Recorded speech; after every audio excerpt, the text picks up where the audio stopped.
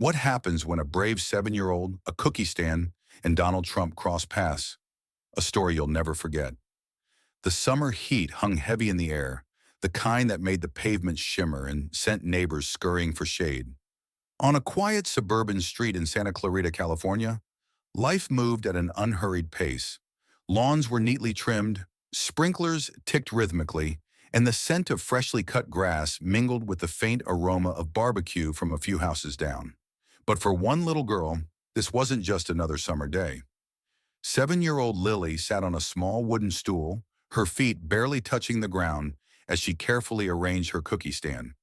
It was a simple setup, a folding table covered with a faded checkered cloth, a tray of freshly baked cookies still warm from the oven, and a small pile of paper napkins stacked neatly to one side.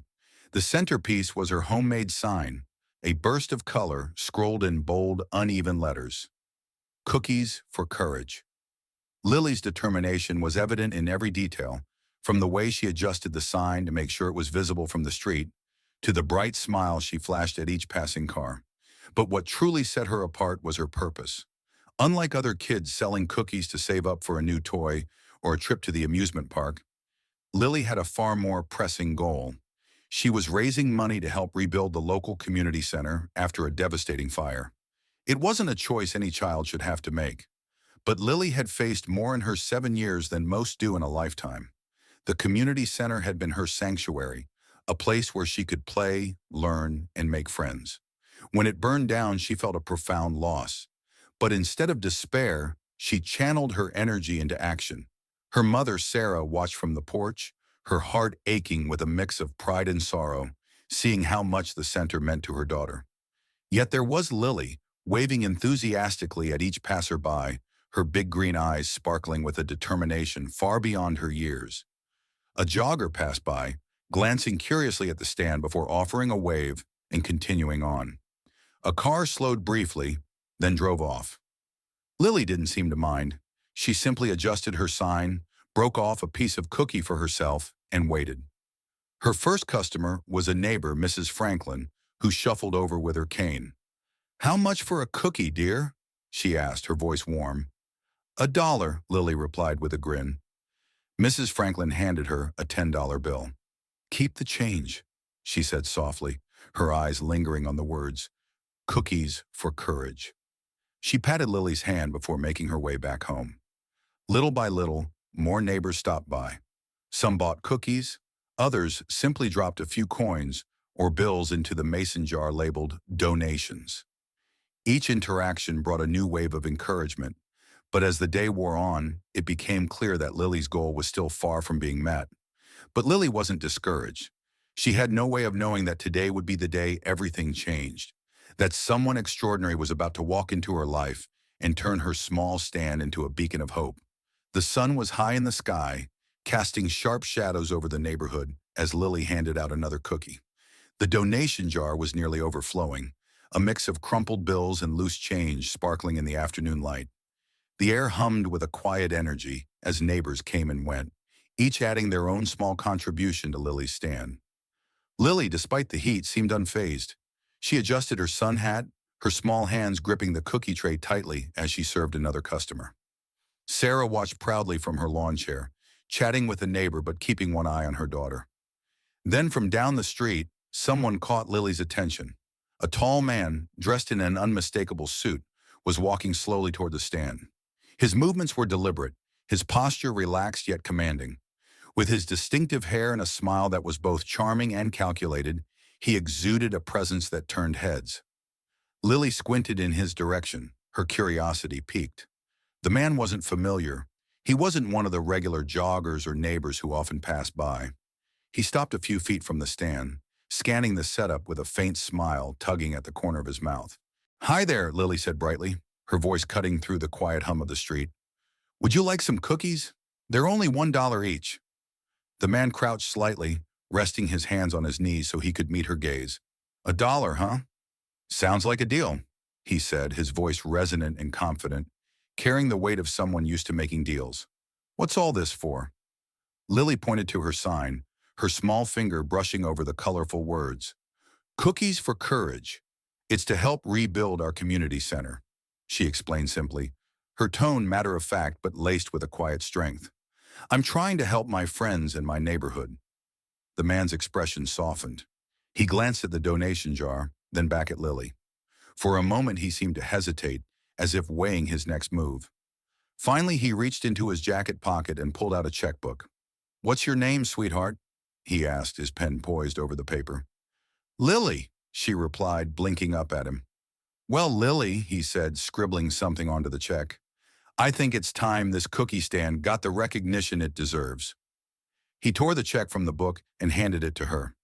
Lily unfolded the slip of paper, her small hands trembling slightly as she read the number written on it. Her eyes widened, and her mouth fell open.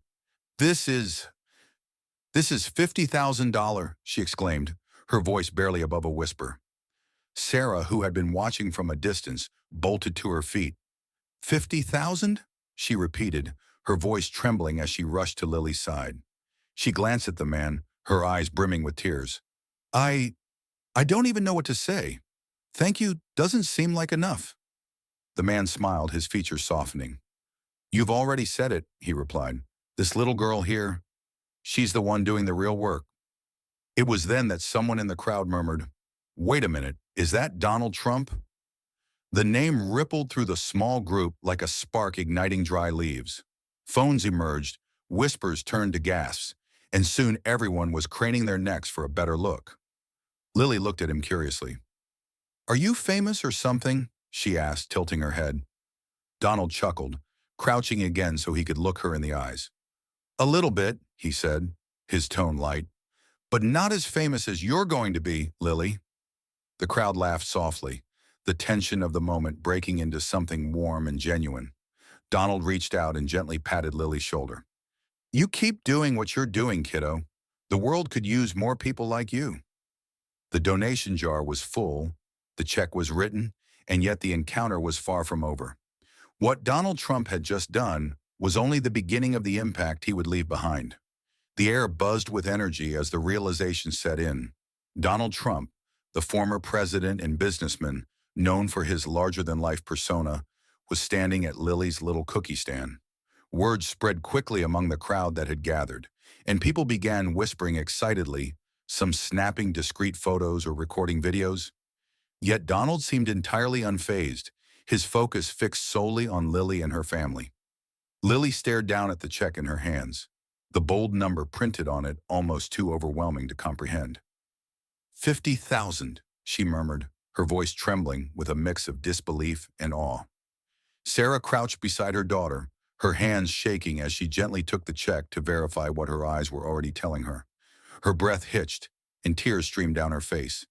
This is incredible, she said, her voice breaking. I can't believe this. Donald smiled softly, his face radiating a quiet kindness. It's not about the money, he said, his tone steady. It's about showing this little warrior that she's not alone. She's already done the hard part. She just needed a little push. As if on cue, the crowd broke into applause. Neighbors who had come to buy cookies began stepping forward, inspired by the gesture they had just witnessed. Mr. Garcia, the cheerful postman, was the first to speak up. Lily, he said, pulling a $50 bill from his wallet, I think Donald's got the right idea. Let's make sure you get everything you need. The domino effect was immediate. One by one, people reached into their pockets and purses, pulling out whatever they could spare. Some handed over $20 bills, others dropped crumpled fives and ones into the already full donation jar. A few even offered checks of their own, written on the spot. Lily's stand, which had started the day with a modest goal, now felt like the center of something extraordinary. Sarah could hardly keep up, tears spilling freely as she thanked each person who stepped forward. Lily, meanwhile, stood behind her cookie table, her face glowing with gratitude and a bit of wonder. Does this mean I don't have to sell cookies anymore? Lily asked with a shy giggle, her gaze darting back to Donald. Donald chuckled, the deep timbre of his laughter carrying over the crowd. You don't have to, kid, he said, crouching to meet her eyes again. But something tells me you're going to keep finding ways to make the world a little better. It's just who you are. The moment was electric. charged with the kind of hope that feels rare and precious. Someone in the crowd shouted, "Group photo!" And within minutes, neighbors were huddled together, smiling broadly with Lily and Donald at the center. The picture, snapped by a local photographer, would later go viral, becoming a symbol of how a single act of kindness can inspire an entire community. By the end of the day, the total donations had surpassed $10,000 in cash, not including Donald's check. Lily's modest cookie stand had turned into a beacon of generosity, drawing out the best in everyone who stopped by. But Donald wasn't done. As the crowd began to disperse, he leaned in close to Sarah and said quietly, "I've got some friends who'd like to help out too. Don't be surprised if you hear from them in the next few days." Sarah, still overwhelmed, nodded, her voice catching as she replied, "Thank you. You've changed our lives." Donald tipped an imaginary hat to her and stood, addressing the small crowd still lingering. "You've got a special little girl here," he said. "Take care of her and keep taking care of each other." With that, he turned and walked away, his suit jacket catching the late afternoon sunlight as he disappeared down the street. The neighborhood watched him go, the weight of what had just happened settling into their hearts. But the story wasn't over. The impact of Donald's generosity and the chain reaction it sparked was about to ripple far beyond this little suburban street.